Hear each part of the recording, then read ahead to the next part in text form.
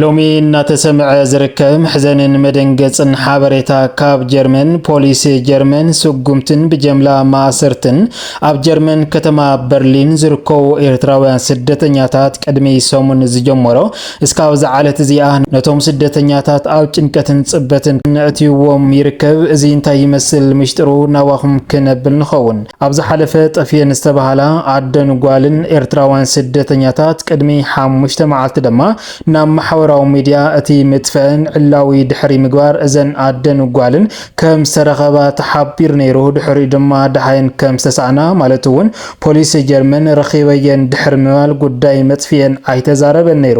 ሎሚ ግን እናተቃልዐ ዝርከብ ሚስጥር እዘን ጠፍየን ዝነበራ ኤርትራውያን ስደተኛታት ኣደን ጓልን ጓል 31 ዕድመ ወላዲትን ጓል 10 ዓመት ውላድ ህፃንን ዝኾነት ኣብዚ ሕዚ እዋን ማለት እውን ፖሊስ ጀርመን እዘን ደሃይን ድሕሪ ምርካብ ናብ ቤት ማእሰርቲ ከም ዘተወን እዩ ሓበሬታ ተሰሚዑ ዘሎ። ሚስጥር ናብ ቤት ማእሰርቲ ዘተወን ጉዳይ እውን እናተቃልዐ ይርከብ። እዚ እንታይ ይመስል ንዝብል ንዝርዝራቱ ናባኹም ክነብል ንኸውን። ካብዚ ብተወሳኺ ድማ ኣብ ጀርመን ማለት እውን ንሰለስተ ሓበሻ ሰራሕተኛታት ክሰርሑ ሌላ ናብ ገዛ ኣውፀውዕቶም ሓንቲ ጀርመናዊት ነገር ግን እዛ ሰብ እዚኣ ነቶም ሰለስተ ሰባት ክሰርሑ ተባሂሎም ናፍቲ ገዛ ድሕሪ ምኻድ ብፖሊስ ጀርመን ከም ዘትሕዘቶም እዩ ሓበሬታ እናወፀ ዝርከብ ዘሎ። እዚ ከምሽጥሩ እንታይ ይመስል ብሓፈሻ ኣብ ጀርመን ዝርከቡ ስደተኛታት ኤርትራ ዝበፅሖም ዘሎ ጉድኣትን ማህሰይትን መንግስቲ ጀርመን ዘውፅኦ ዘሎ ሓድሽ ሕግታትን እንታይ ይመስል ንዝብል ዝርዝሩ ናባኹም ክነብል ኢና። ንቻነልና ሓድሽ ዝኾንኩም ሳብስክራይብ ናወልኩም ኣባላትና ላይክ ሸር ናወልኩም ሓቢርኩም ናጽንሑ። እምባርከስ ኣብ ጀርመን ኣብዚ ሕዚ እዋን እናተሰምዐ ዝርከብ ምሕዘኒ ዝኾነ ሓበሬታ ኣብ ጀርመን ከተማ በርሊን ብኣብዝሓ ስደተኛታት ኤርትራውያን ዝነብሩላ ኣብዚ ሕዚ እዋን ኣብ ልዕሊቶም ስደተኛታት ኤርትራ ዝበፅሕ ዘሎ ማህሰይትን መግረፍትን እናገደደ ከም ዝኸድን ብዙሓት ሰባት ድማ ካብ እታ ከተማ ወይ ድማ ከተማ በርሊን እናጠፉ ንብረቶምን ሃፍቶምን ገዲፎም ከም ዝኸዱ ዘሎ እዩ ሓበሬታ እናተሰምዐ ዝርከብ። መንግስቲ ጀርመን ቅድሚ 2 ሰሙን ዘውፅኦ ሕጊ ነይሩ። እዚ ሕጊ እዚ ድማ ምስእታ ናይ ሃገር ኢኮኖሚ ብምምጥጣን ማለት እውን ኣብ ጀርመን ዝርከብ ኢኮኖሚ ኣብዚ ሕዚ እዋን እናተሓተን ከም ድማ ልዕሊ 480 ድርጅታት ከም ዝተዓፀውን እዚ ናይዚ ምዕፃው ድማ ብዙሕ ስራሕ ስእነት ከም ዘጋጠውን ካብዚ ተበጊሱ ድማ መንግስቲ ጀርመን ንሓደሽቲ ስደተኛታት እውን ከም ዘይቀበልን ኣብ ጀርመን ንንውሕ ዝበሉ እዋናት ዝፀንሑ ስደተኛታት እውን ናብ ሃገሮም ንክስንዮም ሕጊ ወፅዩ ከም ዝነበረ ዝፍለጥ እዩ። ሎሚ ኣብ ልዕሊ ስደተኛታት ኤርትራ ዝበፅሕ ዘሎ ማህረምትን ስጉምትን ከም ድማ ንብረቶምን ሃፍቶምን ገዲፎም ካብ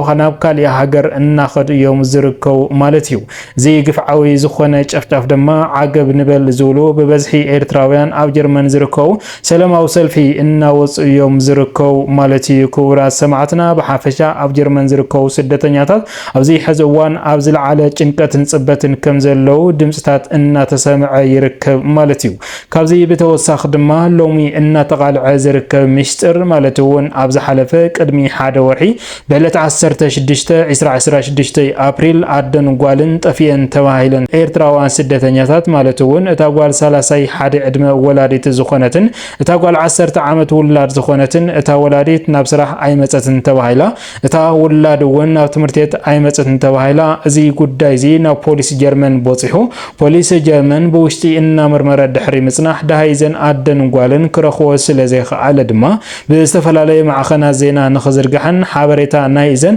ኣደን ጓልን ንኽርከብ ተባሂሉ ፖሊስ ጀርመን ሓበሬታ ፈቃድን ከም ዝሃበ ዝፍለጥ እዩ። ካብዚ ብዝተበገዘ ድማ ድሕሪ ናብ ዝተፈላለዩ ማሕበራዊ ሚድያ ዝርግሐን ድሕሪ ናብ ዝተፈላለዩ ሓበሬታ ብምዝርግሐን እዘን ሰባት እዚአን ደሃየን ከም ዝተረኸባ ተሓቢሩ ነይሩ። ማለት እውን እዘን ኣደን ጓልን ኤርትራውያን ስደተኛታት እዚአን ካብ እታ ሃገር ንኽወፃ በቶም ኣብቲ ዶብ ዝርከቡ ሰክሪቲ ከም ዝተተሓዛ ድሕሪ ድማ ናብ ገዝአን ከም ዝመለስዎን ሓበሬታ እናተሰምዐ ዝቐነየ እንትኸውን ነገር ግን ሎሚ ካብዚ ፍልይ ብዝበለ መልክዑ እዘን ኣደን ጓልን ደሃየን ተሳኢንን ንልዕሊ 3 ሰሙን ድሕሪ ምጽናሕን ፖሊስ ጀርመን ብዝተፈላለየ ኣለሻ ገይሩ ነዘን ኣደን ጓልን ድሕሪ ምርካብ ግን ኣብዚ ሕዚ እዋን ፖሊስ ጀርመን ኣብ ልዕሊየን ማእሰርቲ ከም ዘቕመጠ እዩ ሓበሬታ እናወፀ ዝርከብ ዘሎ ማለት እዩ። ፖሊስ ጀርመን ነዘን ኣደን ጓልን እዚአን ንኣለሸ ድሕሪ ምጽናሕ ደሃየን ምስ ረኸበን ድማ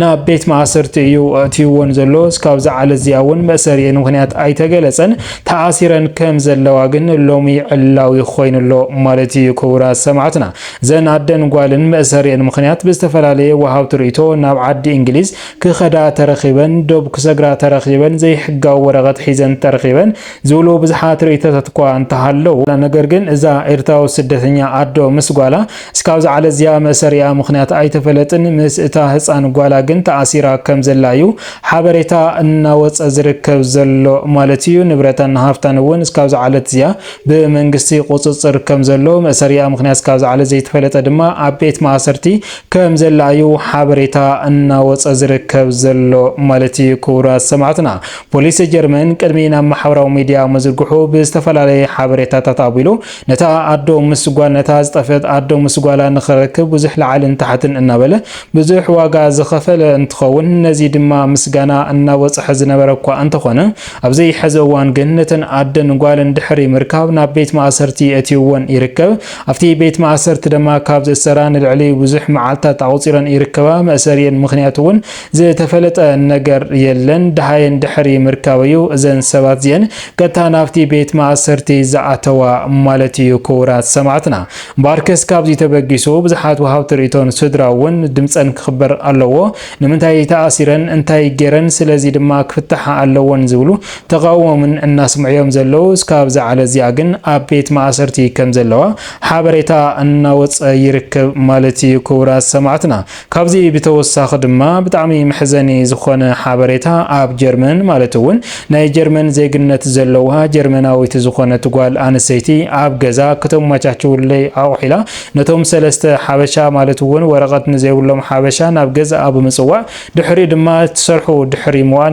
ንልዕሊ 8 ሰዓታት እናሰርሑ ድሕሪ ምጽናሕ ድማ እዞም ሰባት እዚኦም ደሞዞም ተቐቢሎም ናብቲ ዝመጽዎ ቦታ ንክኸድ ኣብ ዝቐረብሉ እዋን እያ ፖሊስ ጀርመን ኣፀዊዓ ነዞም ሰባት እዚኦም ክትትሕዞም ዝኽኣለት ማለት እዩ ክቡራት ሰማዕትና እዚ መሕዘኒ ዝኾነ ፍጻመን ተግባርን ኩሉ ሰብ እናደንገጸ ይርከብ ፈለማ እዞም ሰለስተ